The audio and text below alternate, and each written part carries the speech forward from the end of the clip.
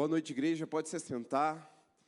A graça e a paz de Jesus seja com você, sua casa, sua família, nessa noite de encontro com a presença do Senhor mais uma vez, reunidos no nome de Jesus para adorá-lo, mas também para sermos ministrados por Ele, pela sua presença e pela sua palavra poderosa, que é viva, eficaz, e ela vem trazendo discernimento ao nosso coração, ao nosso espírito, nos conduzindo ao que nós chamamos de vontade, que é boa, perfeita e agradável da parte do Senhor para as nossas vidas.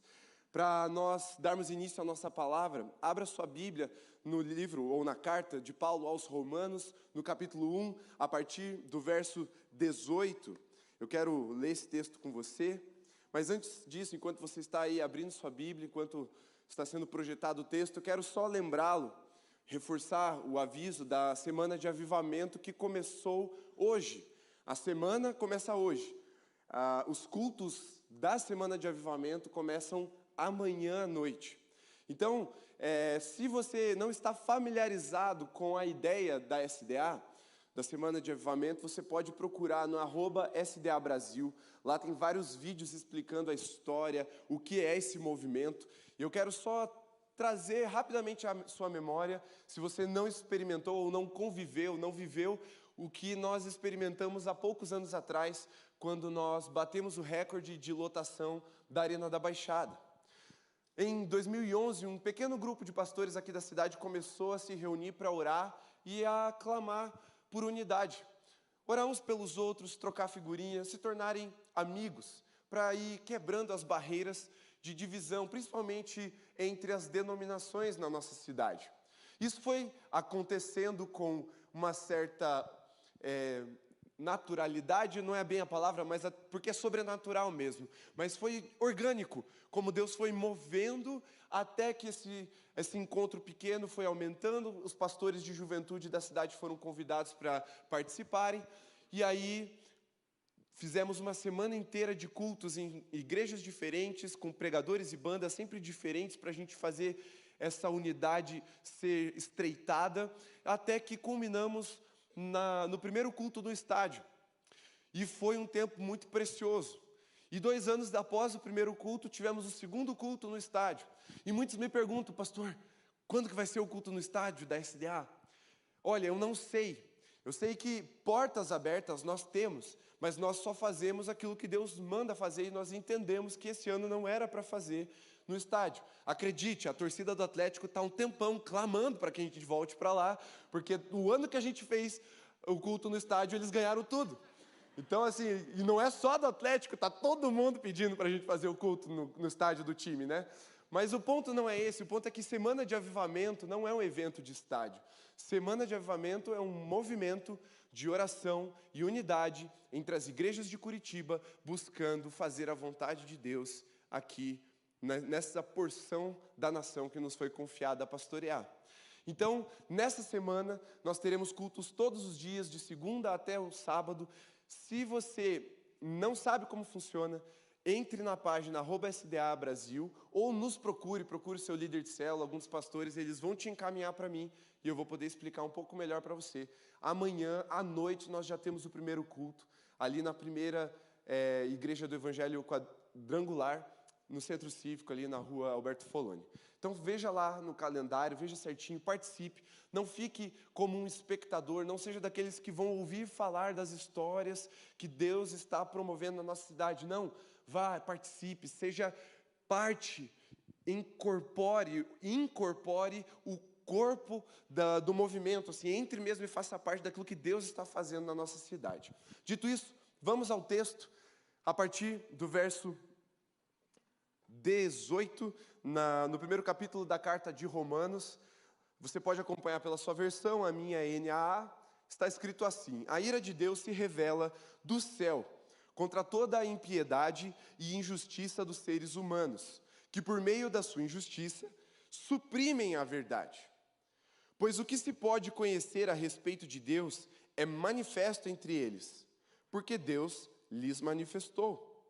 Porque os atributos invisíveis de Deus, isto é, o seu eterno poder e a sua divindade, claramente se reconhecem desde a criação, do mundo, sendo percebidos por meio das coisas que Deus fez.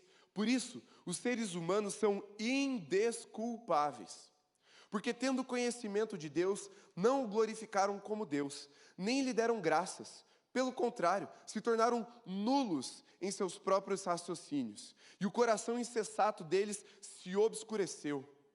Dizendo que eram sábios, se tornaram tolos, e trocaram a glória do Deus incorruptível por imagens semelhantes ao ser humano corruptível, às aves, aos quadrúpedes e aos répteis. Por isso Deus os entregou à impureza, pelos desejos do coração deles, para desonrarem o seu corpo entre si. Eles trocaram a verdade de Deus pela mentira, adorando e servindo a criatura em lugar do Criador, o qual é bendito para sempre. Amém. Feche seus olhos por um instante, baixe sua cabeça, vamos orar. Senhor, eu tenho um pedido apenas nessa noite. Que o Senhor ponha a mão nesse lugar e faça separação, Senhor, para que haja apenas duas opções de posicionamento do nosso coração nessa noite. Primeiro, que cada um de nós entendamos a Tua palavra e saiamos daqui ansiosos por estabelecer ou aprofundar a nossa vida de oração no secreto. Ou se não, que o Senhor mesmo acumule brasas vivas sobre a nossa cabeça, até que esse desejo por orar mais seja criado no nosso coração, Senhor. Faz isso. Espírito Santo, vem trazendo uma espada afiada sobre o coração da Tua igreja, em nome de Jesus. Amém, Senhor. Amém?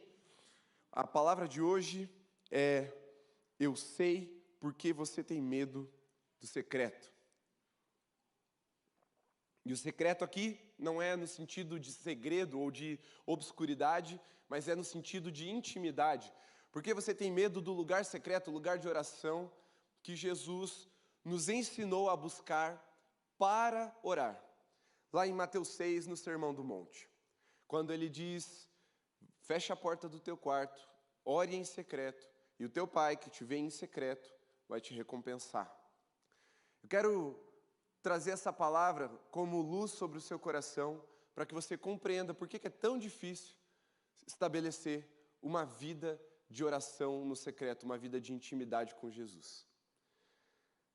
Algumas coisas você vai ficar um pouco chocado, outras vai ser muito óbvio e você vai falar: é verdade. Mas independentemente disso, abre o seu coração, deixa a luz da palavra entrar, para que o discernimento venha e você possa então assumir um posicionamento de buscar o Senhor verdadeiramente no lugar de intimidade, no lugar secreto. Ou, se você já faz isso, para que você intensifique, compreendendo o que acontece nesses encontros. Amém? Muito bem. O que Paulo está relatando aqui, nesse início da carta, porque estamos aqui no primeiro capítulo, é uma carta extraordinária, ela é um tratado de fé tão poderoso, tão completo, que Paulo escreveu aos Romanos. E quando ele está inaugurando aqui essa carta, ele está escrevendo sobre o poder do Evangelho, ele começa a descrever, depois, claro, das saudações, falar que o Evangelho é poderoso, ele começa a recapitular a história da humanidade e a apontar o porquê que o Evangelho é necessário para o homem, o porquê que as pessoas carecem do Evangelho de Cristo Jesus em suas vidas. Porque se o Evangelho é uma boa notícia, e ele é, talvez a melhor notícia, ou com certeza a melhor notícia que o ser humano poderia receber, e recebeu, mas o que é que gera no nosso coração uma expectativa por uma boa notícia? A realidade ou a denúncia de que estamos vivendo tempos difíceis. Quem mais gera expectativa por boas notícias é aquele que sabe que está num estado que carece de uma boa notícia. E Paulo traz nessa linguagem uma denúncia.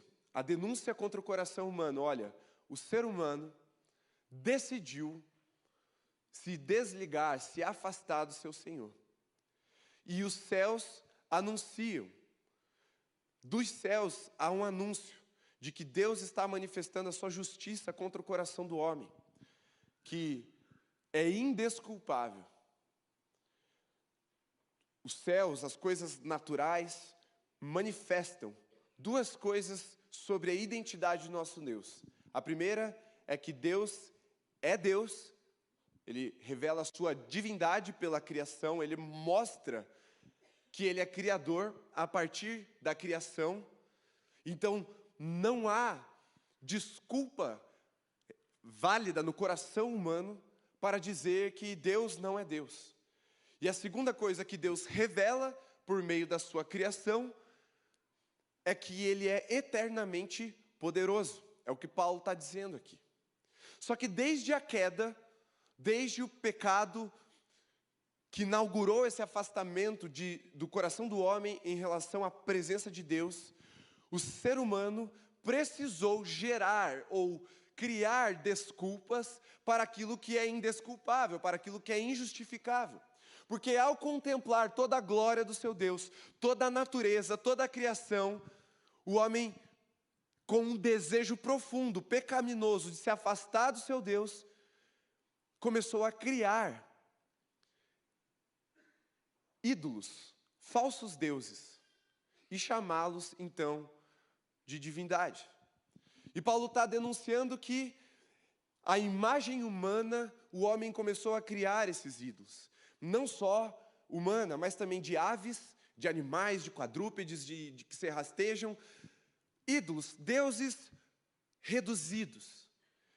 Que é o que Paulo está dizendo que o homem fez. Ele pegou o evangelho, a verdade, que Deus é Deus e é eternamente poderoso, e começou a apertar, a reduzir, a suprimir essa verdade até que ela coubesse nas mãos humanas, para que o desejo pecaminoso do homem se realizasse, que é o quê? Controlar o Criador. Deus, que é Deus e eternamente poderoso, não pode ser controlado, porque Ele é Criador e eternamente poderoso.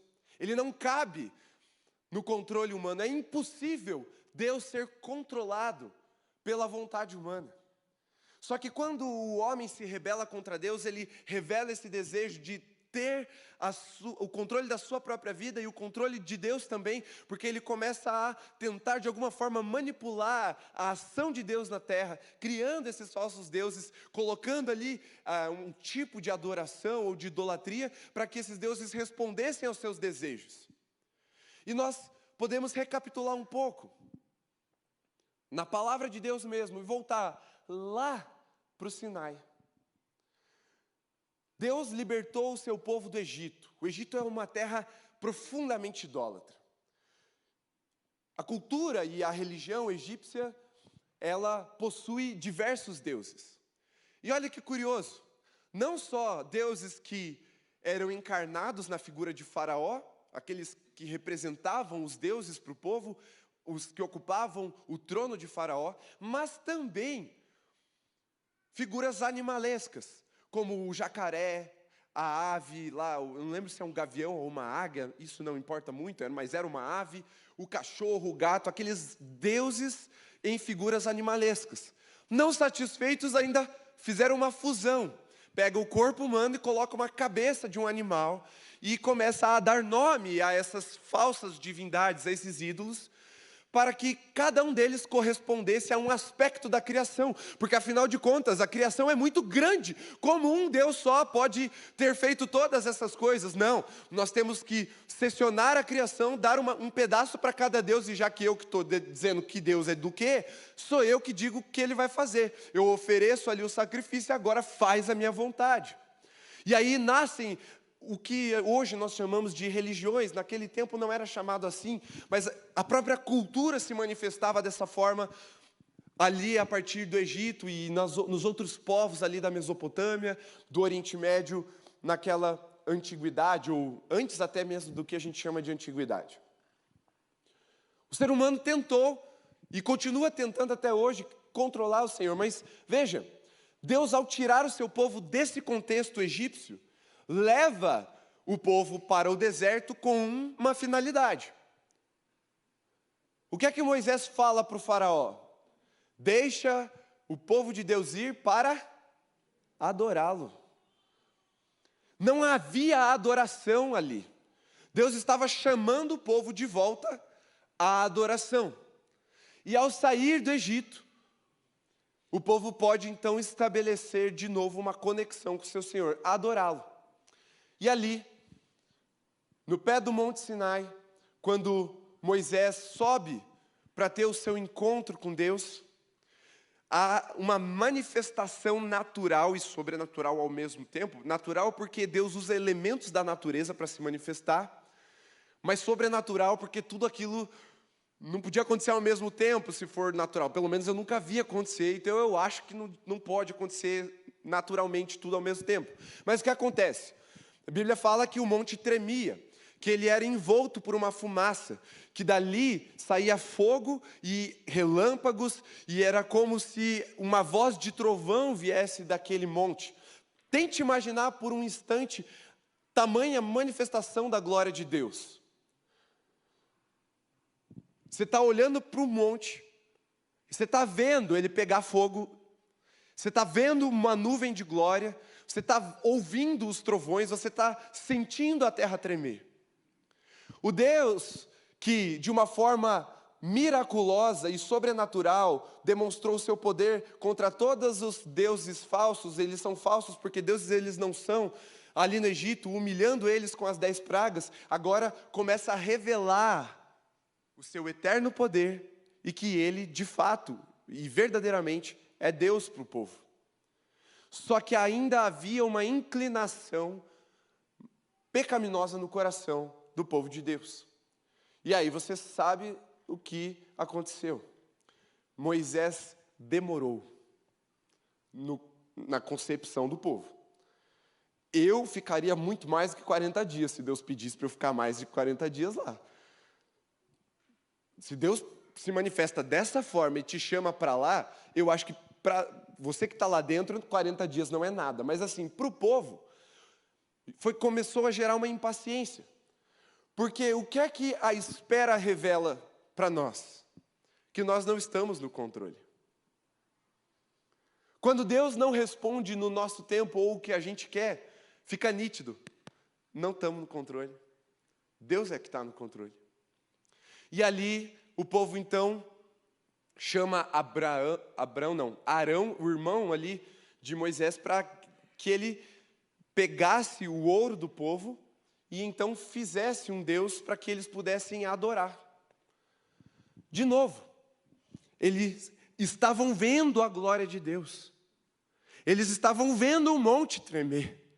E ainda assim, se voltaram para Arão e pediram para que ele ali fizesse um ídolo ou um Deus para que eles pudessem adorar. E é o que a gente chama de bezerro de ouro.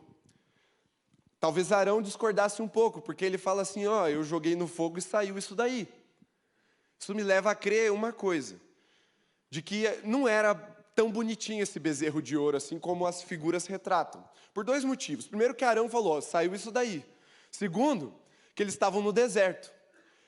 Ouro é um material metálico relativamente fácil de você fundir e manusear. Mas no deserto, não é tão fácil de você criar ali as situações para que isso, de fato, aconteça com a perfeição. Então, eu não acredito que tenha saído um bezerro tão bonitinho como a gente vê ali nas imagens. Se saiu, tudo bem, mas eu acho que não. E Arão também acha que não, porque ele falou, saiu esse treco aí. E aí esse treco aí atraiu mais os olhos do povo do que a glória que se manifestava no alto do monte.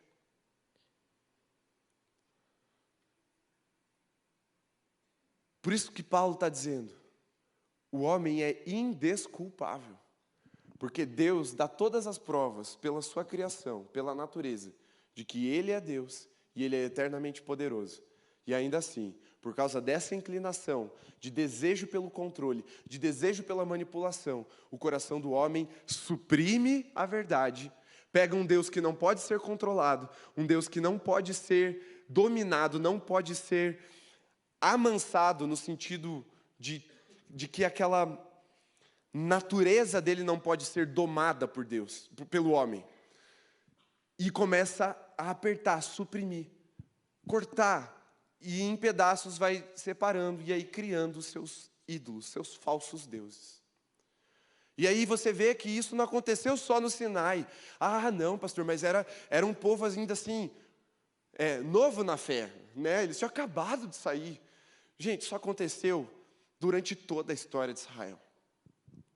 Toda a história de Israel. O tempo todo Deus levantava profetas com uma mensagem para que os ídolos fossem destruídos. E o povo voltasse o seu coração para o Deus que os tirou do Egito. Paulo está dizendo que do início da queda ali até hoje, a inclinação do homem é a idolatria. João Calvino diz que o coração do homem é uma fábrica de ídolos, e é verdade. É uma fábrica de ídolos porque o homem tem desejo por controle. Nós temos desejo por dominar, por nos assentarmos num lugar de governo das nossas próprias vidas, num lugar que pertence ao único e verdadeiro Deus. Só que, por sermos indesculpáveis, por vermos que Deus é Deus e é eternamente poderoso, e nós não podemos negá-lo racionalmente, não podemos negá-lo pela fé, porque vemos aquilo que Ele tem feito. Eu, como crente hoje, se eu negar a fé, me interna, porque eu tenho que ser louco para dizer que Deus não agiu na minha vida. Deus deu todas as provas de que Ele não só existe, mas que Ele intervém na minha vida. Se eu negar isso, eu tenho que negar muitas coisas reais, palpáveis que aconteceram na minha história. Mas a gente, por não conseguir negar, Deus não existe, eu sou o centro do universo, eu quero governar, eu quero fazer tudo do meu jeito, nós então suprimimos a verdade, porque isso é um atalho, é um meio de caminho, um meio campo, para que nós consigamos então ter a sensação de que estamos no controle, estamos no poder. E aí reduzimos esse Deus verdadeiro, esse Deus altíssimo, esse Deus que não pode ser controlado, não pode ser domado, a ídolos. E aí a gente fala assim, o sol, deve ser Deus tal que criou o sol, então ele é o Deus do sol. É a chuva, então deve ser outro Deus agora, porque quando tem chuva nem sempre tem sol, então eles devem ser meio brigados, vamos chamar esse aqui de Deus da chuva. Só que naturalmente a humanidade foi evoluindo e foi se transformando em relação às suas crenças. E nós chegamos num período, principalmente pós-iluminismo, em que o objeto da nossa crença, ele tende a ser um pouco mais racional, um pouco mais científico, talvez.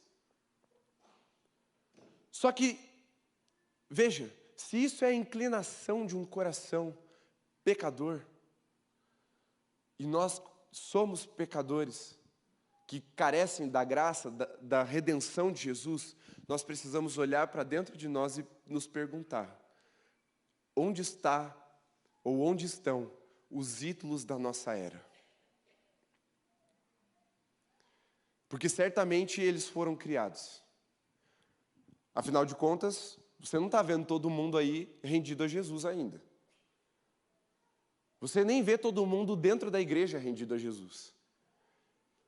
Mas certamente estamos rendidos a alguém ou a algo.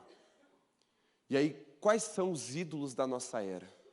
Quais são os falsos deuses que nós, suprimindo a verdade, fomos criando para, de alguma forma, exercermos controle, domando e dando voz ao nosso próprio coração?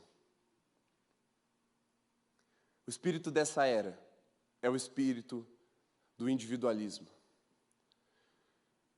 E o ego, foi colocado num lugar mais alto das prateleiras das falsas divindades. Nunca se foi tão grave ofender o ego de alguém, ofender as pessoas. Você vê,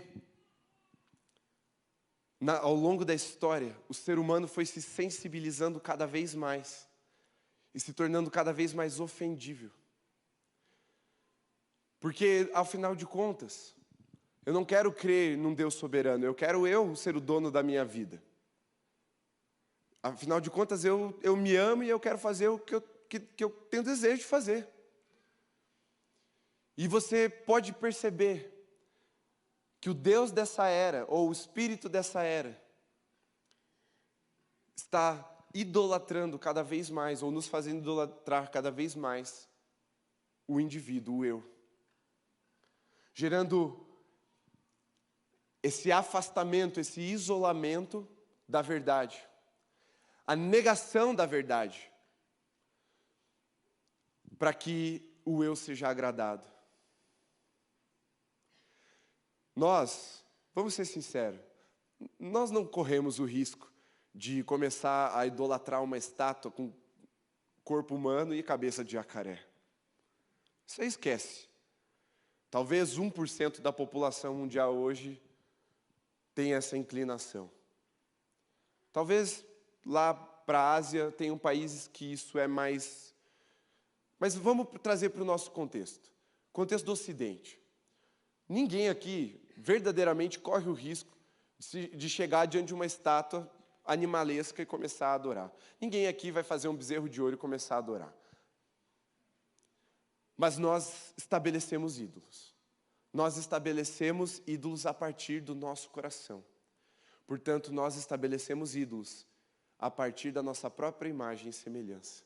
Criamos falsos deuses para adorar, que na verdade são projeções do nosso próprio ego. E aí, eu quero trazer ainda mais para o nosso contexto. Brasil, século XXI, um dos países mais cristãos do mundo. Seria ultrajante demais nós estabelecermos ídolos dessa espécie. Não cabe na nossa cultura. A nossa cultura expurga esse tipo de manifestação idólatra. É natural isso para nós. A questão é que, ainda assim, nós criamos ídolos e nos dobramos diante deles e nos entregamos a eles. E o que isso tem a ver com oração?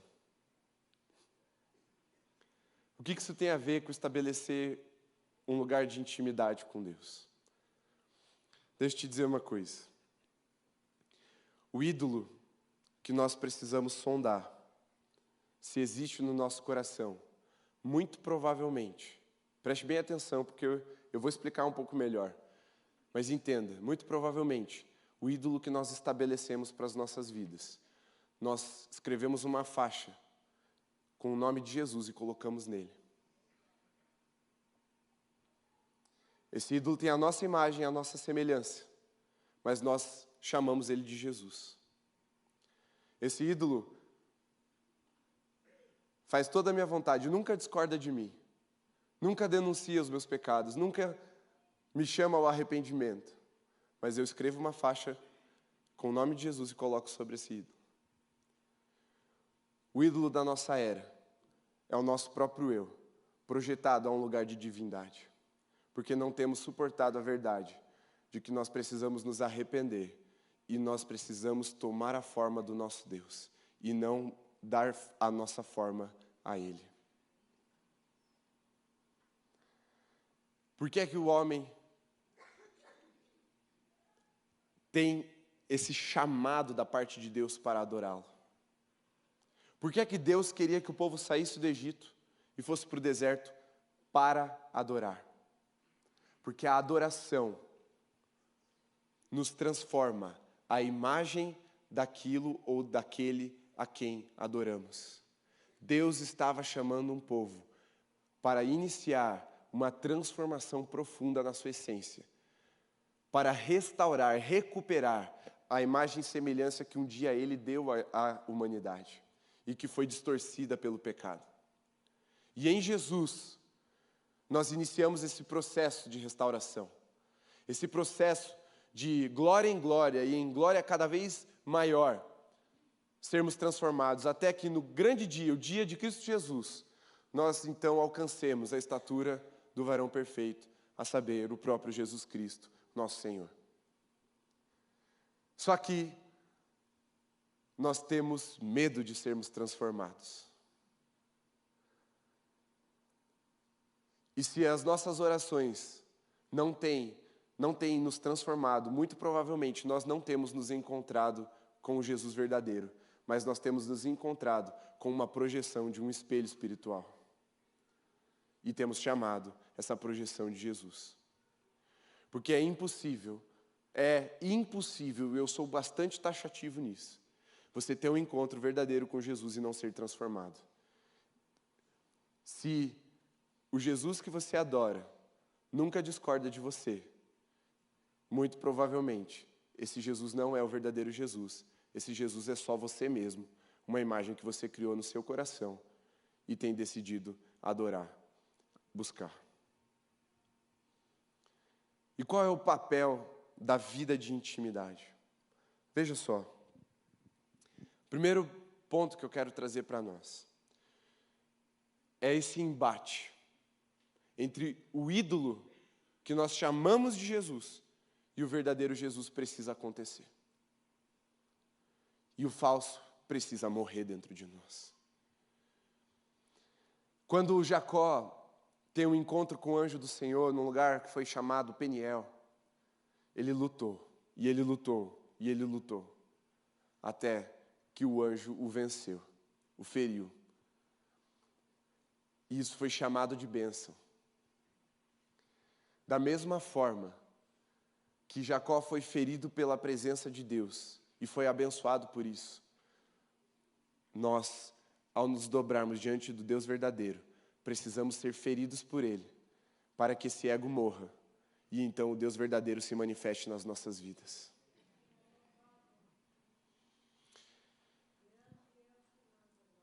Olha só, eu quero argumentar rapidamente com você como o eu virou um Deus no nosso tempo. Eu estava no mercado há alguns anos atrás e eu vi uma criança de aproximadamente 6 anos fazendo o que a gente chama de birra. Na minha época, as pessoas olhavam para a criança, quando eu era criança eu lembro disso, as pessoas olhavam para mim com cara feia e aprovavam a repreensão da minha mãe ou do meu pai ou de quem estivesse comigo, caso eu estivesse fazendo esse tipo de macriação. Só que eu tive uma experiência muito interessante. Eu estava no mercado e uma criança começou a fazer a birra. E a mãe, um tanto constrangida, foi e tentou segurar a criança para que ela não mexesse nos produtos da prateleira. E as pessoas começaram a olhar para a mãe da criança e a repreendê-la. Deixa a criança. Você está reprimindo ela. Deixa ela. Coisa que há poucos anos atrás, porque eu não sou tão velho assim, estou ficando, mas não cheguei lá ainda. Há poucos anos atrás, seria natural para este tempo ofender o ego de uma criança de 6 anos, reprimi-la no seu comportamento errado. Ficou escandaloso. A mãe foi repreendida ali, não só pelos olhares. Uma pessoa falou, deixa a criança, você está reprimindo ela. O eu foi colocado num lugar assim, não ofenda, mude a sua linguagem, mude o que você puder mudar para não ofender os outros. Tolerância máxima, o tempo todo. Não, peraí, o evangelho, ele ofende algumas categorias ou algumas comunidades, então muda o evangelho. Suprima-o para que ele pare de ofender as pessoas. E aí, nós começamos a apertar para caber num lugar onde nós controlamos e não ofendemos mais o eu. Não ofendemos a sensibilidade do eu. Quando, há poucas décadas atrás, os avivalistas pregavam verdadeiras mensagens de arrependimento e as pessoas saíam se agarrando nas colunas das igrejas para que elas recebessem misericórdia e não fossem engolidas pela terra. E aí nascem o que a gente chama hoje de hipergraça, teologia da prosperidade. A gente começa a criar coisas, e não é que essas coisas não estão na palavra. A graça está na Bíblia, a prosperidade também, e eu recebo elas em nome de Jesus. O ponto aqui não é a negação do Evangelho necessariamente, mas é o quê? A supressão da verdade, seccionando ela e escolhendo pedaços que eu acho que é pertinente para mim ou para as pessoas ouvirem. E aí aquilo que também é verdadeiro, também faz parte do nosso Deus, um Deus santo, um Deus puro, um Deus que santifica e chama ao arrependimento para um relacionamento de intimidade, nós deixamos essas partes de lado e começamos a dizer, não, Deus é bom, Deus é amor, Deus não é juiz. Mas está escrito que é juiz também, mas não interessa. A gente cortou e vamos pegar só a parte do amor. E a gente chama, não, essa é a minha porção da revelação. Não, isso é a projeção do seu coração. Não é o verdadeiro Deus. O verdadeiro Deus não pode ser cortado, não pode ser esquartejado, não pode ser suprimido para agradar o coração humano, não. Ele vem para se manifestar como Deus e eternamente poderoso, para que a sua graça venha e nos resgate do inferno, sim, nos livre do pecado, sim, mas a graça que é poderosa para nos tirar do inferno, da condenação do inferno, ela também é poderosa para nos transformar e para nos livrar da prática do pecado que um dia nos dominou. Esse é o nosso Deus, Ele é completo. E não importa o esforço que a gente faça para suprimir, Deus nunca vai se submeter a essa supressão da verdade. Porque Deus não vai ser domado pelo coração do homem. Mas o homem que deseja se encontrar face a face com o seu Criador, precisa ser domado pelo seu Espírito. O Espírito da verdade. E aí nesse encontro, o falso Jesus ou o falso ídolo começa a morrer. Por quê? Nesse encontro de intimidade. Por que não em qualquer encontro? Só tem um lugar, que não existe nenhuma máscara, nenhuma maquiagem, nada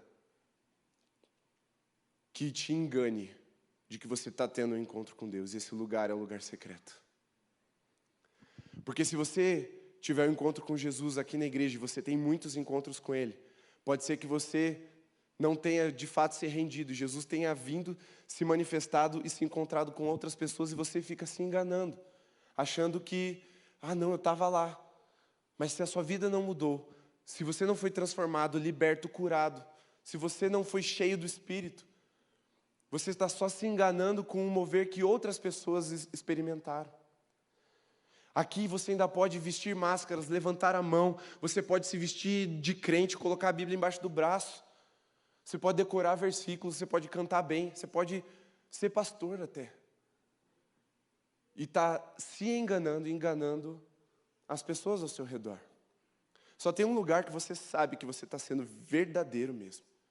É no lugar secreto. É só lá que o Jesus verdadeiro vai aniquilar todos os ídolos do nosso coração. Sabe por que eu afirmo isso com tanta convicção?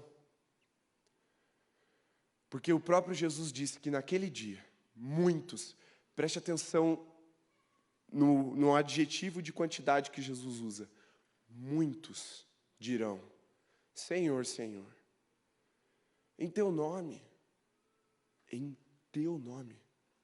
expulsei demônios, rodei no manto, cantei no louvor. Em teu nome. Percebe o uso do nome de Jesus em um ídolo? Num falso Deus? E aí Jesus fala o quê? Apartai-vos, malditos, vocês que praticam a iniquidade. E preste bastante atenção nessa frase. Eu nunca vos conheci. Aonde é que nós conhecemos ao Senhor? Verdadeiramente. Não é entender. Quem esteve aqui pela manhã está mais conectado nessa diferença. Não é entender, é conhecer. É ter intimidade. Aqui conhecer não é saber quem é. Você conhece fulano só de ouvir falar. Não adianta. Com Jesus não adianta só de ouvir falar. Ou você conhece no lugar de intimidade, ou, muito provavelmente, você está praticando iniquidade e chamando de religião. Porque Deus nunca nos chamou simplesmente para ir para a igreja. Deus nunca nos chamou simplesmente para ser membro. Deus nos chamou para um lugar de intimidade, intimidade com o seu Espírito, intimidade com a sua palavra, intimidade no lugar secreto. Se você se denomina uma pessoa de oração, porque você frequenta reuniões de oração e cultos e a intercessão, mas não ora no lugar secreto, deixa eu te dizer, você não é uma pessoa de oração, você é uma pessoa de reunião. Você só se torna um homem ou uma mulher de oração quando você fecha a porta do seu quarto e em secreto você ora. Porque é lá que o Jesus verdadeiro se manifesta e passa a espada, aniquilando toda a mentira, toda a maquiagem, todas as máscaras que nós colocamos e revela se de fato nós estamos nos encontrando verdadeiramente com Ele. Dá para ficar insensível à voz do Espírito falando, você precisa se arrepender? Não dá. Aqui dá. Aqui a gente pensa, o que os outros vão achar? A gente olha, não é o momento no culto. Não, a gente pensa, agora a música é dia de celebração, como é que eu vou começar a chorar aqui por esse pecado? A gente acha uma desculpa para cada coisa que Deus fala quando a gente está aqui. Dá para a gente se desviar, driblar o Espírito aqui à vontade. A questão é que se você dobrar o teu joelho, fechar a porta do seu quarto e orar até que a presença de Deus se manifeste, uma hora Ele vai se revelar. E aí não tem mais como você driblar o Espírito de Deus. Porque Jesus mesmo disse, o Pai que te vê em secreto, vai te recompensar. Só que esses ídolos precisam morrer. E é por isso que a gente tem medo do secreto.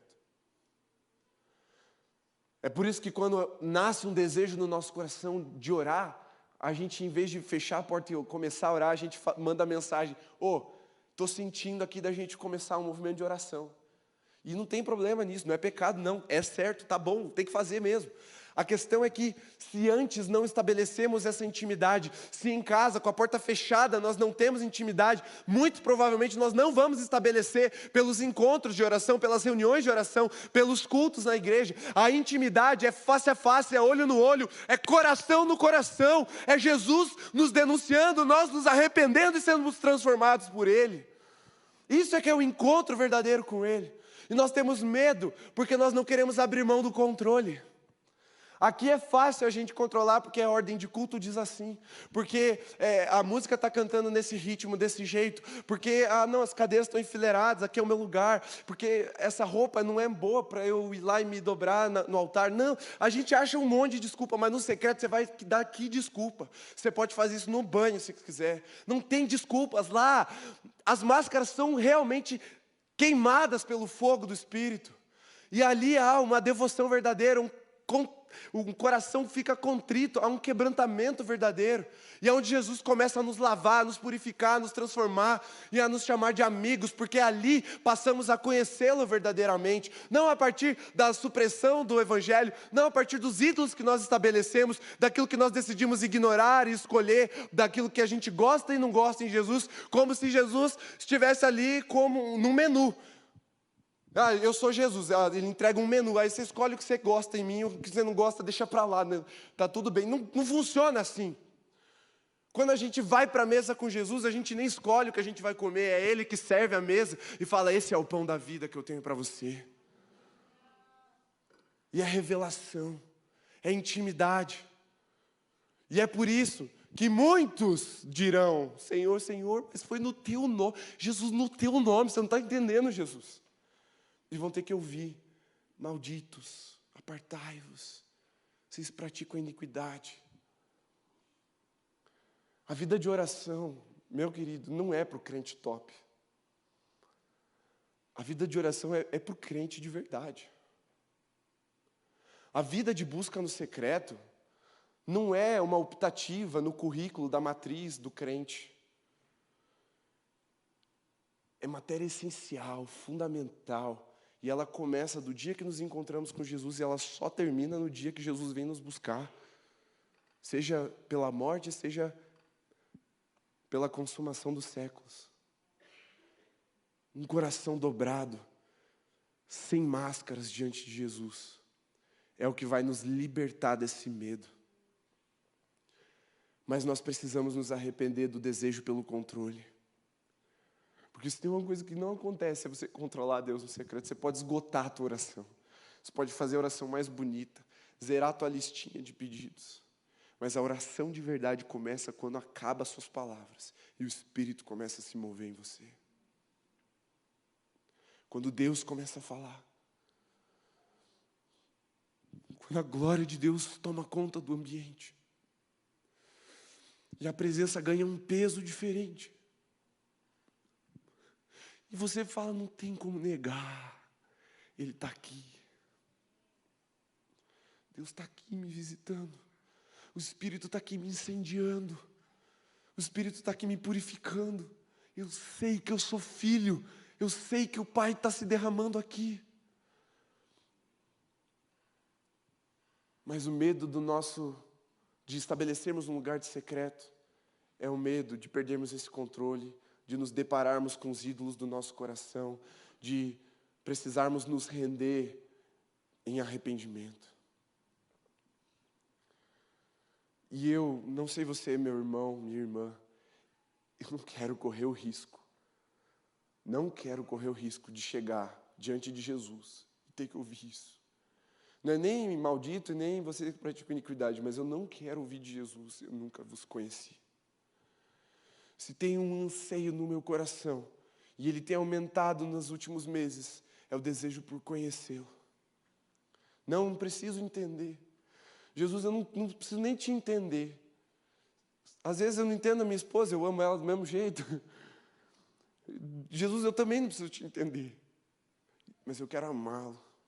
Eu quero te conhecer. Eu quero ter intimidade. Eu quero aumentar essa intimidade até que não haja sombra de dúvida no meu coração. De que quando eu me encontrar contigo, o Senhor vai falar, vem, filho amado, entra no descanso do seu Senhor.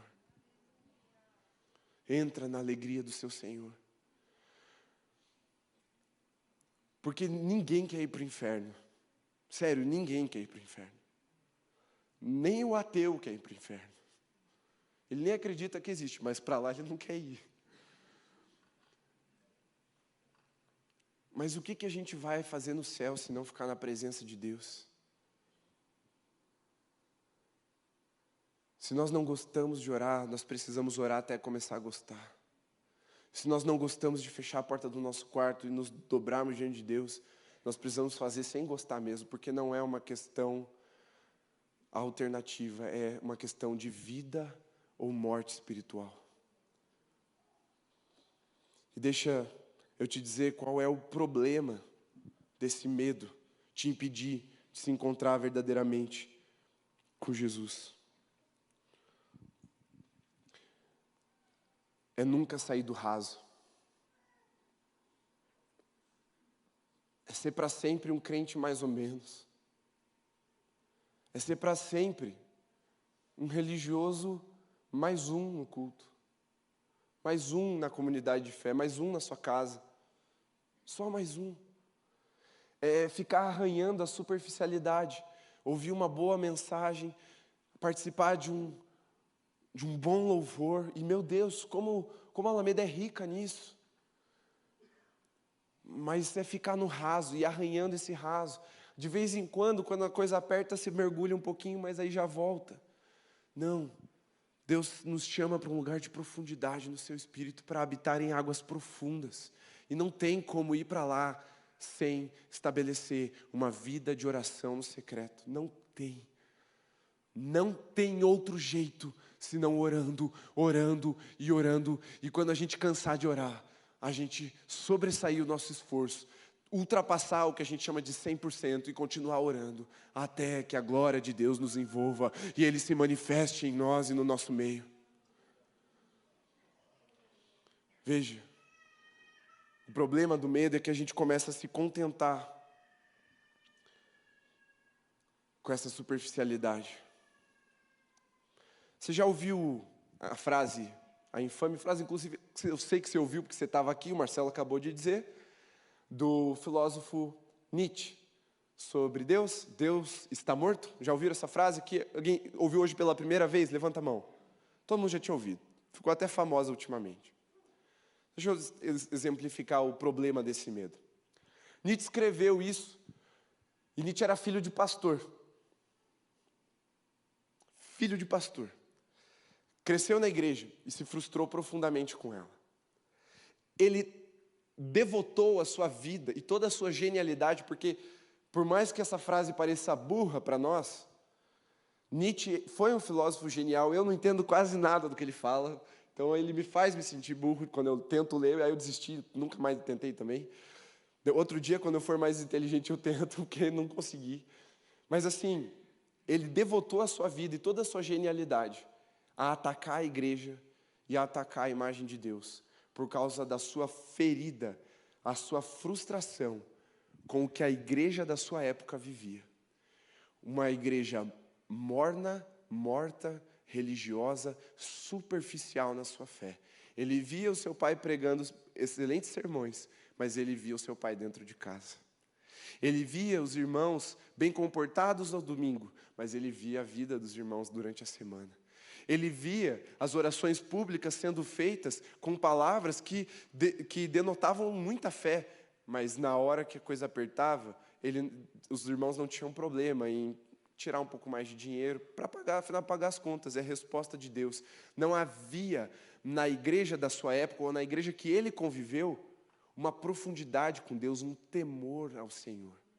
Porque a igreja se reunia, a igreja tinha todo o aspecto de religião e de fé, mas era uma igreja morna, sem profundidade.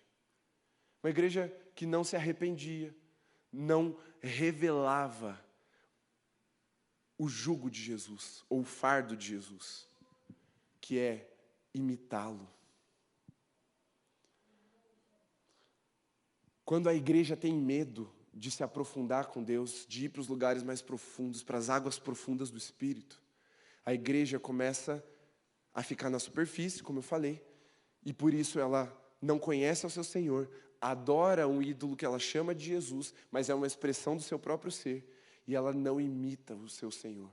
Porque se é para adorá-lo, e a adoração produz em nós a sua imagem, a sua semelhança, não adorá-lo, adorar a nós mesmos, vai provocar que o nosso coração seja manifesto em forma de fé. O desejo do nosso coração seja manifesto. E aquilo feriu aquele homem de tamanha profundidade que ele passou a vida inteira atacando a igreja e a imagem de Deus. Mas a culpa mesmo, claro que ele é pecador e ele é indesculpável, vamos lá, mas aonde é que nasceu isso? No meio de uma igreja, mais ou menos, cheia de crente superficial. O problema desse medo é que nós ferimos a imagem do nosso Deus e nós não o revelamos àqueles que ainda não o conhecem. Uma igreja superficial, sem vida de oração, não vai levar pessoas à salvação em Jesus Cristo. Uma igreja que não ora, não tem a imagem de Deus em si. É a sua própria imagem se manifestando. Esse é o problema do medo. O problema de uma igreja que tem medo de ir para o secreto é que ela vai fazer a sua própria vontade e chamar de vontade de Deus. Vai tentar domar o espírito e dizer que é a vontade de Deus se manifestando. E isso fere, isso mata espiritualmente as pessoas que de fato querem se encontrar com Jesus, que de fato estão buscando a fonte da água da vida. Sem contar o que eu já falei, né? Ouvi de Jesus, apartai-vos malditos que praticam iniquidade, nunca vos conheci. Isso para mim já é o pior de tudo. Mas as consequências práticas na igreja, na realidade da igreja, quando não se estabelece uma vida de oração no secreto, é a morte espiritual daqueles que realmente querem buscar Jesus, em sinceridade. Mas veja, então a gente tem que aprender a adorar de verdade, ou a buscar de verdade, ou a orar de verdade. Não. Isso aí dá para fazer com o ídolo, você buscar de verdade uma mentira. Não é buscar de verdade somente. O que nós precisamos é buscar a verdade e deixá-la ditar a nossa vida. E a verdade não é um conceito. A verdade não pode ser definida simplesmente filosoficamente falando. A verdade é uma pessoa, e essa pessoa se chama Jesus Cristo. E Ele é o nosso Senhor, e é Ele quem determina como nós andamos, quem nós somos e como a igreja vai andar também. Porque Ele é a verdade. E ao encontrarmos a verdade, a mentira tem que acabar.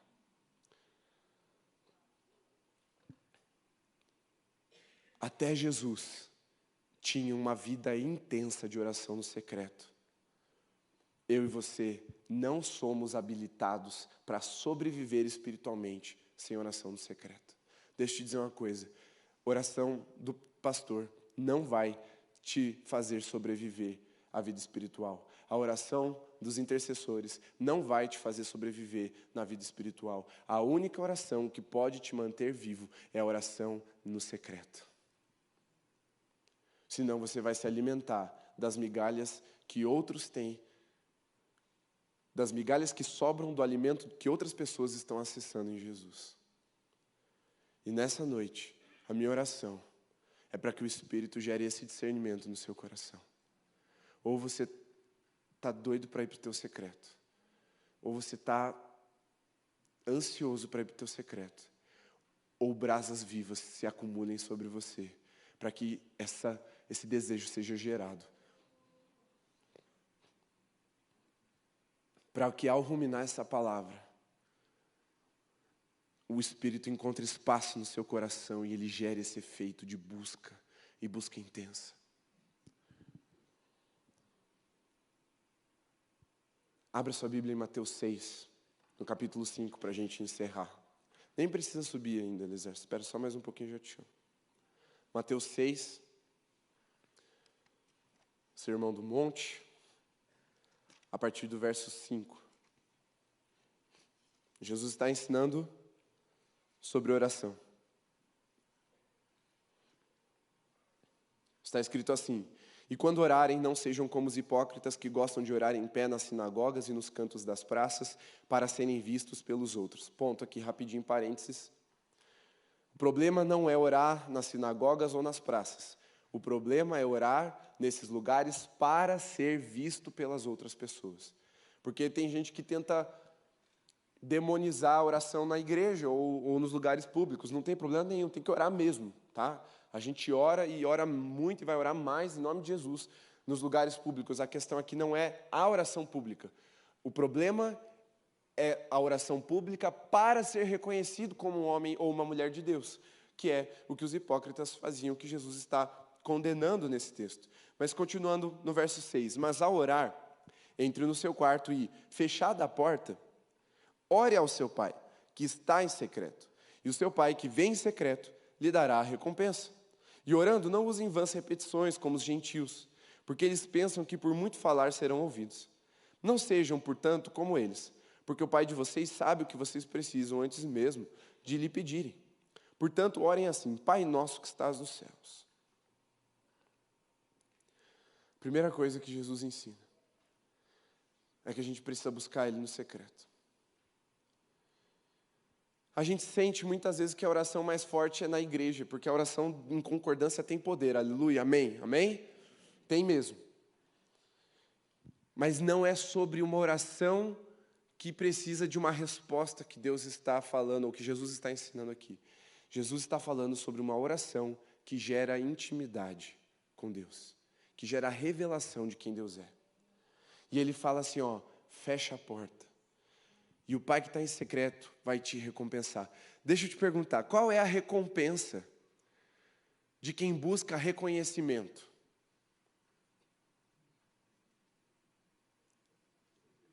Reconhecimento. Por isso que Jesus fala, esses daí já receberam. As pessoas vão ver e vão falar, é crente mesmo, hein? Nossa, e é tudo que eles vão ter pela oração deles. Reconhecimento dos homens. Mas Jesus está falando assim, olha, busca o Pai que está em secreto, e em secreto Ele vai te recompensar. Qual é a recompensa de quem busca a presença de Deus? A presença de Deus. Deus se manifesta. Deus se manifesta. E aí não interessa se as pessoas estão vendo ou não estão vendo, importa a presença de Deus. Importa é se Deus está lá, é se eu estou o conhecendo. E aí Jesus fala, orem assim, ó. Pai nosso. Isso é muito poderoso. É orar, não como um gentio lida com os seus ídolos, não como um pagão lida com seus ídolos, mas como um filho chega na presença do Pai. Se tem uma coisa que o filho deseja, é a própria presença do Pai. Ele entra e ele não fica ali, ai, será? Não, ele já chega, ele abraça, ele se debruça, ele fala o que está no seu coração, ele chora se precisar chorar, mas ele ri quando o Pai faz cosca, quando pega no colo, quando Deus acolhe o seu filho. A percepção de liberdade aumenta. Por isso precisamos orar com essa liberdade, a liberdade de um filho que fala com seu pai. E aí ele fala assim, santificado seja o teu nome, ou exatamente isso, santificado seja o teu nome. Veja, colocar Deus acima de todas as coisas, santificar o nome de Deus é falar, Senhor, eu te amo acima de todas as coisas, sobre todas as coisas, com todo o meu coração, com toda a minha alma, com todas as minhas forças, com todo o meu entendimento. Santo é o teu nome, Senhor. Santificar o nome de Deus não é fazer o nome de Deus mais santo do que ele é, isso é impossível. A questão é como o nosso coração está lidando com Deus. É colocá-lo no lugar de governo, é colocá-lo no trono das nossas vidas, é colocá-lo no lugar de supremacia em nosso coração. Santificado seja o teu nome, e orar, venha o teu reino e seja feita a tua vontade, assim na terra como é no céu. Jesus está dizendo que nós podemos experimentar algo que é bom, perfeito e agradável. Em outras palavras, vontade de Deus no lugar de oração. Nós podemos experimentar o céu convergindo com a terra. E isso é a melhor definição de avivamento que eu conheço. Quando o céu se encontra com a terra e a vontade de Deus se manifesta nas nossas vidas. O avivamento tem muitos efeitos, mas talvez a melhor definição seja essa. E Jesus está dizendo, você pode viver isso pessoalmente, todos os dias. Você não precisa só contar do que os outros viveram, das grandes histórias que estão nos livros. Você pode contar do que você experimentou no lugar secreto de intimidade. E a questão não é se você foi curado ou não, se você teve uma revelação ou não, se Deus te deu uma pregação ali no lugar secreto, não é se Deus respondeu a sua necessidade. O que você vai ficar ansioso para compartilhar com as pessoas não é nada disso, apesar de que tudo isso vai acontecer também. A questão é que você vai sair tão desejoso por compartilhar, e a sua palavra vai ser de compartilhar. Deus esteve comigo, Deus se derramou sobre mim no lugar secreto, eu tive encontro com o verdadeiro Jesus. E a vontade dele começou a se revelar na minha vida. Porque aí eu volto para algo que o Dani ministrou de manhã. Uma coisa é a gente orar para saber quais são os nossos caminhos, para Deus abençoá-los. Outra coisa é a gente orar para conhecer os caminhos do Senhor, para conhecê-lo mais. E é quando a vontade dele se revela, o coração dele se revela. É onde nós podemos dizer com toda certeza, naquele dia, uma coisa eu não vou ouvir, que eu não sou conhecido e que eu não conheço Jesus. E aí ele continua, o pão nosso de cada dia nos dá hoje. Olha só, volta um pouquinho no versículo 8. Não sejam, portanto, como eles, porque o Pai de vocês sabe o que vocês precisam antes mesmo de lhe pedirem. E aí ele fala no versículo 11, o pão nosso de cada dia nos dá hoje. Uma coisa eu tenho entendido, quando eu comecei há pouco tempo, uns 2 anos atrás, a estudar esse sermão mais profundamente. Esse pão aqui, eu acho que Jesus não está falando de provisão. Porque ele disse no versículo 8, o Pai sabe o que vocês precisam. Eu creio que aqui Jesus está falando dele mesmo. O pão diário que precisa ser derramado do céu sobre nós. O pão nosso de cada dia nos dá hoje. Eu creio que se buscarmos ao Senhor no secreto todos os dias, a revelação, a porção que foi separada para nós, vai ser derramada da parte de Deus para o nosso coração. E aí ele continua: perdoa as nossas dívidas, assim como nós perdoamos também os nossos devedores. E não nos deixe cair em tentação, mas livra-nos do mal. Ele está falando de uma lavagem que é feita no nosso espírito, no nosso coração. Uma blindagem contra a tentação. Um livramento contra o mal. Um revestimento da imagem de Deus em nós, da glória de Deus em nós. E o próprio apóstolo, agora não lembro se foi Pedro ou se foi Tiago, diz que luz e trevas não podem habitar no mesmo lugar. Se você está revestido pela luz de Deus, pela glória de Deus, você não vai se enfurnar no pecado. É um livramento escatológico, é um livramento soteriológico também, mas é um livramento diário do seu próprio coração e das inclinações idólatras do nosso próprio coração. Se encontrar com Jesus impede o nosso coração de se satisfazer com os ídolos que nós criamos todos os dias. Ele é um sabor de um pão vivo tão único, que qualquer outra porcaria que nós criamos para nos relacionar vai ser descartada.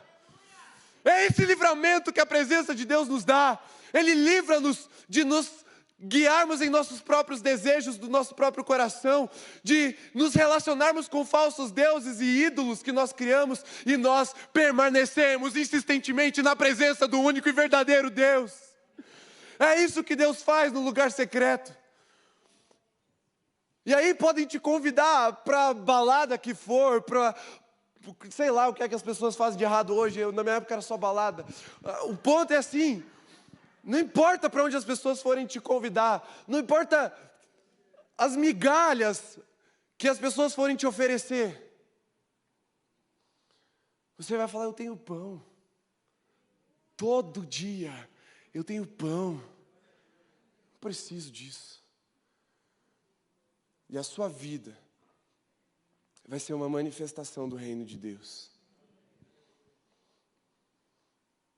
Mas é preciso vencer o medo do secreto.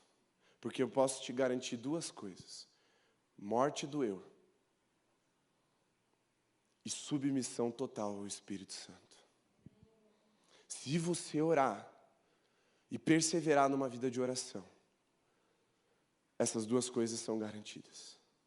Mas eu posso te dizer, pela autoridade da palavra e pela verdade que nos foi revelada, que a vontade de Deus, ela é boa, perfeita e agradável. E nem todos os professores do mundo me convenceriam do contrário. Porque eu experimento isso quando eu fecho a porta do meu quarto, ou quando eu me isolo num lugar secreto. Porque às vezes não tem porta, né? O segredo não é a porta, o segredo é a intimidade, né? Você se isolar ali. Mas é quando eu me encontro com Jesus num lugar secreto. E não tem boa notícia que me satisfaça mais.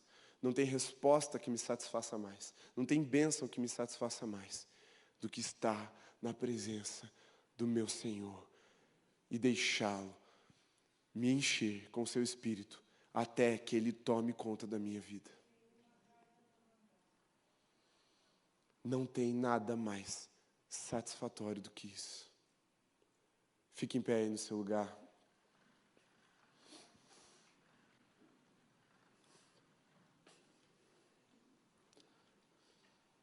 Para vencer o medo do secreto, é bem simples. Por isso que é bem difícil. Só que Paulo falou que somos indesculpáveis. Indesculpáveis. Não tem uma desculpa que você vai conseguir usar diante de Jesus. Não tem nada que você possa chegar diante dele e dizer: ó, Jesus, não deu por causa disso, tá? E Jesus aceite. E tem algo muito forte que muitas vezes nós esquecemos ou decidimos ignorar. É que tem um tipo de crente que não só desagrada a Jesus, mas gera ânsia de vômito em Jesus. Que é o crente mais ou menos, é o crente morno, é o crente da superfície.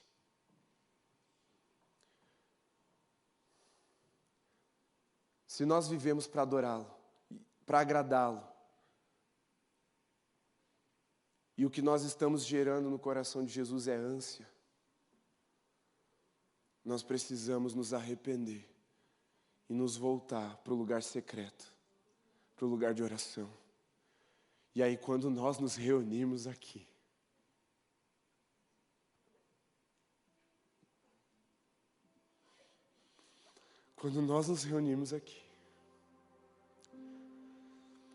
essa expectativa arde no meu coração, meus irmãos.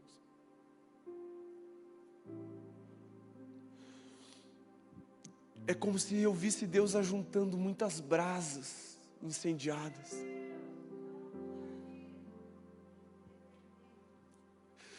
E aí a chama aumenta mesmo, aumenta com força.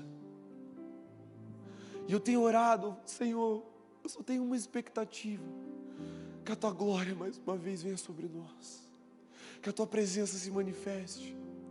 Eu não quero ser um crente sommelier de culto, dizendo se eu gostei ou não do louvor, se eu gostei ou não da palavra, se os avisos ficaram legais, se o ar estava na temperatura certa. Senhor, eu quero esquecer de todas essas coisas e poder contar para os outros: eu experimentei a glória de Deus mais uma vez. É isso que eu tenho orado e clamado: Senhor, gera essa expectativa da Tua igreja.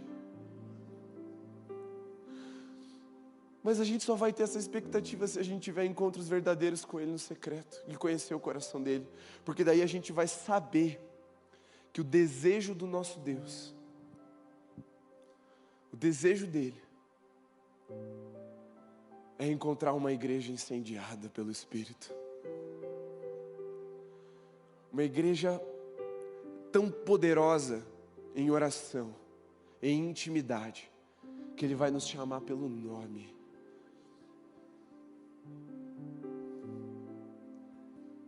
Mas a gente negocia muito fácil as nossas reuniões aqui, nossos cultos, porque os nossos olhos muitas vezes estão voltados para aquilo que nós fazemos e não para o que Deus pode fazer.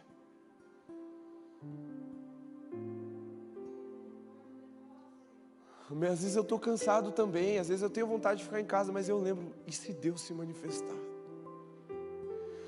E se Deus derramar a sua glória? Eu não vou ouvir isso dos lábios de outra pessoa. Eu me nego a ouvir isso de outra pessoa. Senhor, eu vou estar lá, aguardando com ardente expectativa o derramar da sua glória sobre a Alameda. Eu vou estar lá, Senhor. E Deus gerou isso no meu coração no lugar secreto. Porque Ele falou: é isso que eu quero. É isso que eu quero para a igreja. É isso que eu quero para vocês. Você já parou para pensar o que é isso? Uma coisa é você esquecer do louvor ou da palavra quando é ruim.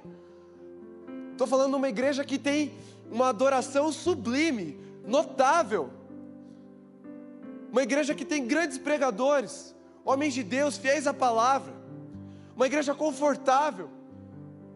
Estou falando de um lugar bom. E a glória de Deus ser tão tremenda nesse lugar, que tudo isso seja esquecível. Você está compreendendo o que é que Deus está gerando no nosso coração de expectativa? E desse avivamento eu vou participar. Desse avivamento eu vou contribuir com as minhas orações. Nesse avivamento meu nome vai estar escrito lá: Ele buscou, Ele ansiou, Ele clamou, Ele me conheceu. Desse eu não vou ser só um espectador. Não. Desse avivamento eu vou encher as taças, até que o Senhor decida derramá-las sobre nós.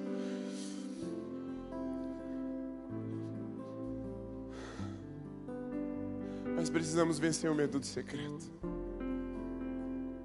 Você vai ter que abrir mão do controle, dos seus ídolos. Dói, isso é terrível, eu sei.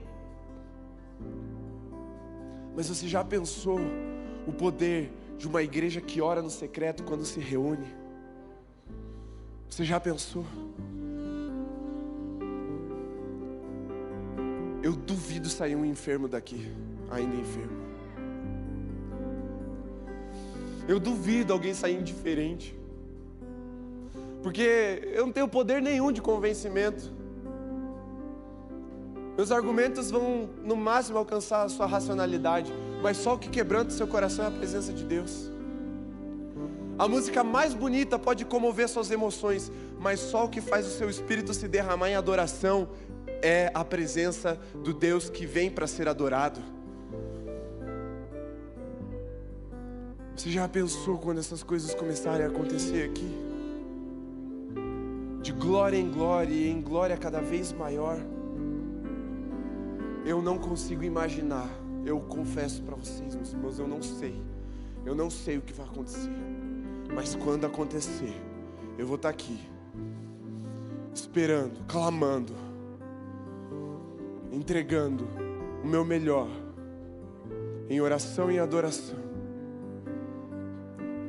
para que os céus se encontrem com a terra aqui na Alameda, aqui na cidade de Curitiba.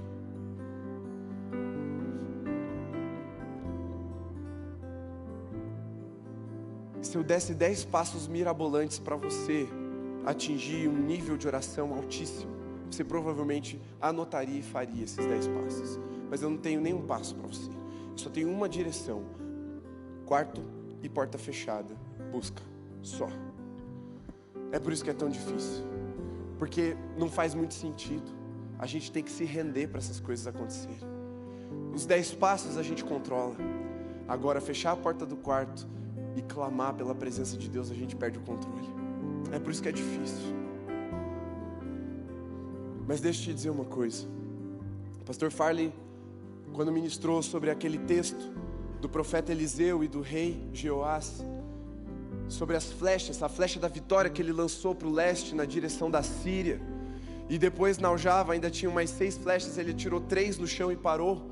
E o profeta se indignou. E eu estou resumindo bem a história. O profeta Eliseu sempre foi um homem que entregou tudo, queimou o arado, fez churrasco da junta de bois dele e seguia Deus por onde fosse sem olhar para trás. Ele não negociava, ele sempre entregou tudo. Aí chega um rei e entrega pela metade, e isso deixou o profeta profundamente indignado. E deixa eu te dizer uma coisa: o profeta, ele é a expressão, ele é a voz de Deus na terra.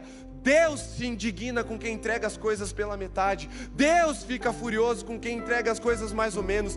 Deus, Ele entregou tudo. Como nós podemos chegar diante de um Deus que entregou tudo por nós e entregar as coisas pela metade? Eu não sei, sem gerar indignação no coração dele. Eu não sei. É por isso que Jesus tem ânsia de vômito de quem entrega as coisas pela metade, de quem vive a fé pela metade, de quem se contenta com pouca coisa, com migalha, porque Ele entregou tudo. E aí nós temos a ousadia ou a petulância de entregar metade para Ele e achar que Ele vai se agradar. Não vai.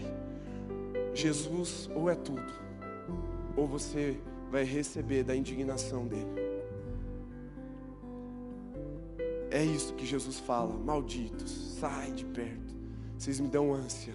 Ou Ele vai falar: vem para a alegria do seu Senhor. Entra, porque eu te conheço, porque você me conhece, porque nós temos intimidade. Se você tem um desejo de vencer o medo do seu secreto, estabelecer essa vida de oração, de intimidade desse seu lugar, venha e se prostre no altar do Senhor e assuma esse compromisso de estar com Ele todos os dias no lugar secreto. Se você tem um desejo de aumentar essa chama no seu coração, deixe esse lugar e venha para o altar.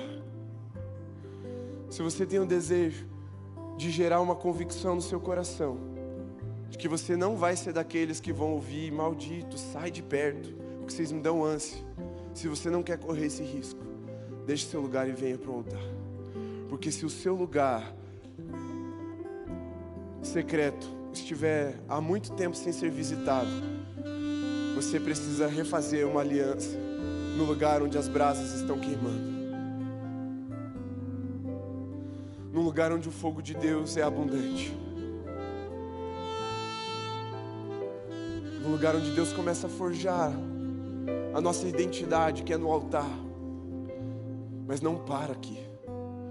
É um compromisso de falar: Senhor, conta com as minhas orações. Conta com as minhas orações. Estabelece-me como uma brasa de fogo na tua igreja, Senhor.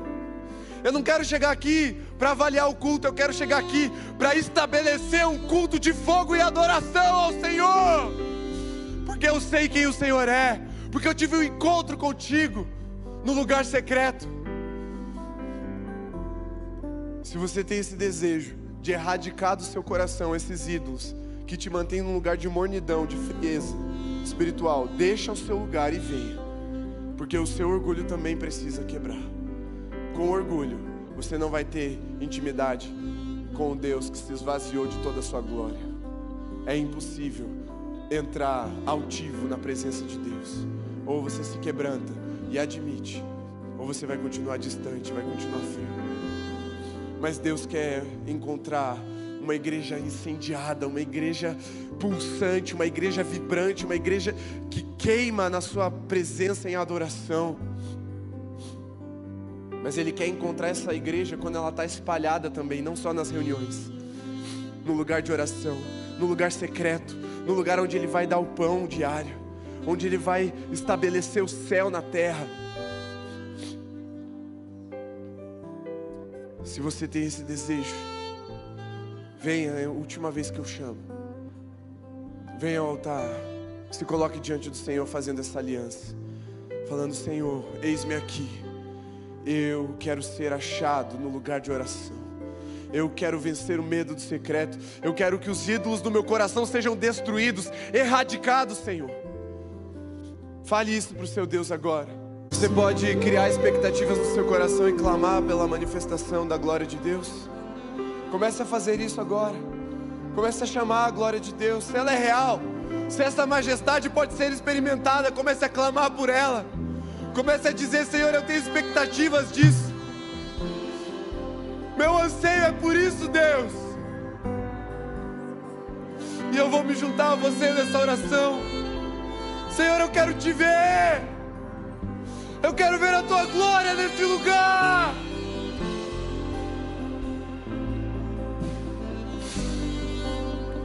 Eu quero ver a tua glória, Senhor, nesse lugar. Vem com a tua Shekinah sobre nós, Senhor. Vem com a tua Shekinah sobre nós. Até que a tua igreja tome consciência plena de que o Senhor está aqui. Até que as distrações sejam eliminadas, Senhor. Até que os nossos olhos sejam capturados pela tua glória. Até que o nosso coração se incline em uma única direção, que é o teu trono, Senhor. Nós não pararemos de clamar até que o céu se encontre com a terra nesse lugar. Nós não pararemos de criar expectativas de um encontro sobrenatural até que sejamos contemplados com a tua Shekinah enchendo o templo, enchendo a casa, Senhor. Nós somos uma igreja, Pai, que anseia pela tua glória, anseia pela tua presença, Senhor. Vem com mais, Espírito Santo, vem com mais. Vai subindo o nível das águas, Senhor. Sobe com mais, Senhor. Mais águas sobre nós. Mais das tuas águas, Espírito de Deus, vai inundando esse lugar. Toma cada centímetro cúbico desse lugar com as tuas águas, Senhor. Até que estejamos totalmente imersos no lugar profundo. Vem com mais, Espírito Santo, aumenta a tua presença. Vai desensibilizando, descauterizando o nosso coração idólatra, nosso coração carnal. Espírito Santo, toma-nos até que sejamos curados dessa vazão idólatra do nosso coração. Que os nossos olhos nunca se desviem do alto do monte onde está a sua glória, Senhor, para adorarmos a bezerros distorcidos de ouro que tentam tomar o teu lugar, porque nós nos criamos assim. Senhor, tem misericórdia de nós, Senhor. Perdoa-nos da nossa idolatria, porque criamos um boneco manipulável da tua pessoa e chamamos de Jesus, mas esse Jesus que é frio, que não se relaciona, que não se manifesta, que não nos confronta, que não nos aviva. Não, Senhor, nós queremos o verdadeiro Jesus se manifestando em nós, nos domando, nos guiando por todos os passos da tua vontade. Senhor, eu peço que toda a barreira espiritual do nosso coração, que gera medo contra a tua presença, dessa rendição total ao teu Espírito, seja quebrada pelas torrentes de águas vivas do Senhor que vem do teu trono em nossa direção agora. Lava-nos, Senhor, da nossa idolatria. Liberta-nos do nosso medo, Senhor.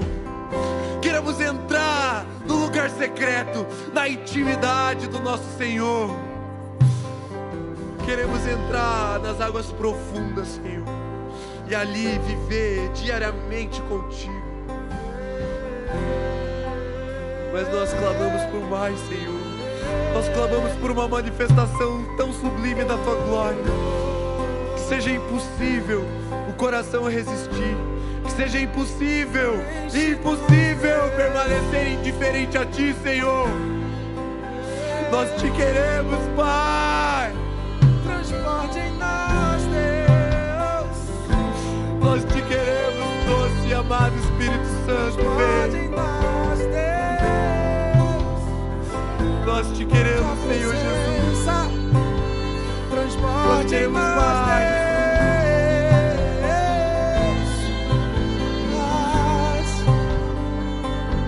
Nessa noite nós decidimos pisar as migalhas, Senhor, para nos sustentarmos e nos satisfazermos apenas com o pão verdadeiro, o pão do céu, o pão da vida. Não nos deixa cair na tentação, Senhor, de uma vida morna, fria, de uma vida que causa ânsia no nosso Senhor.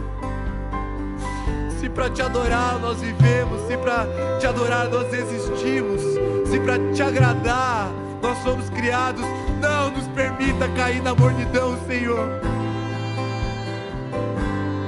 Não nos permita cair numa vida pacata, inerte, mais ou menos, Senhor. Não, Senhor, tem misericórdia de nós.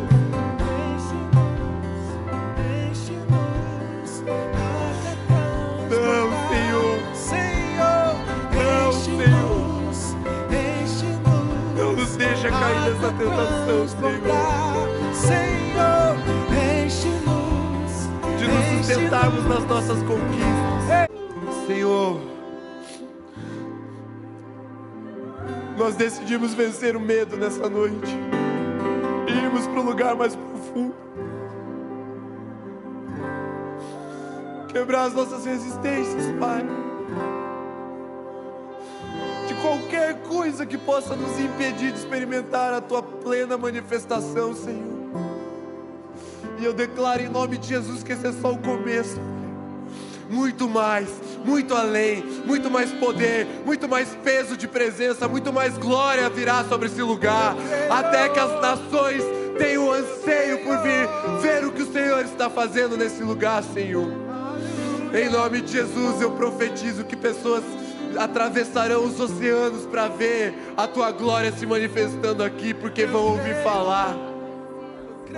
Eu profetizo, Senhor, que o sofá não vai ser mais atraente do que as cadeiras desse lugar, e que as cadeiras desse lugar, por mais lindas e confortáveis que sejam, não vão ser mais atraentes do que o teu altar, Senhor.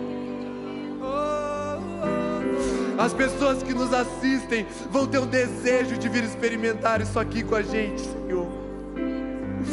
Em nome de Jesus, Pai, Nós seremos o povo conhecido pelo povo que Deus estabeleceu a sua presença em seu meio. Não por outras coisas, não pela qualidade do que fazemos, não pela beleza do que construímos, não, Senhor. Tudo isso vai ser insignificante, as pessoas vão esquecer, mas da tua glória, geração após geração, vão contar que experimentaram nesse lugar, porque aqui tem uma igreja que ora, uma igreja que te busca no lugar de intimidade, e quando se ajunta, é um ajuntamento de brasas vivas, e aí as chamas sobem, e aí o fogo aumenta, e aí a fumaça toma conta da casa, e aí o teu poder se manifesta de forma abundante, Senhor. E todos os efeitos disso, a cura dos enfermos, os milagres, as respostas, as libertações, as conversões, tudo isso, Senhor, também para a glória do nome do nosso Senhor Jesus Cristo, o único e verdadeiro Deus que se assenta em um único e verdadeiro trono de governo sobre as nossas vidas. Senhor, declaramos derrotados os inimigos do Senhor, os ídolos do nosso coração, as projeções do nosso ego, o falso e suprimido evangelho que decidimos estabelecer ou adotar como conduta de vida. Nós queremos o evangelho completo, o evangelho verdadeiro, a fé verdadeira, o Espírito do Deus verdadeiro sobre nós, e nos guiando, e nos controlando, e nos governando como igreja e também como filhos de Deus, Senhor.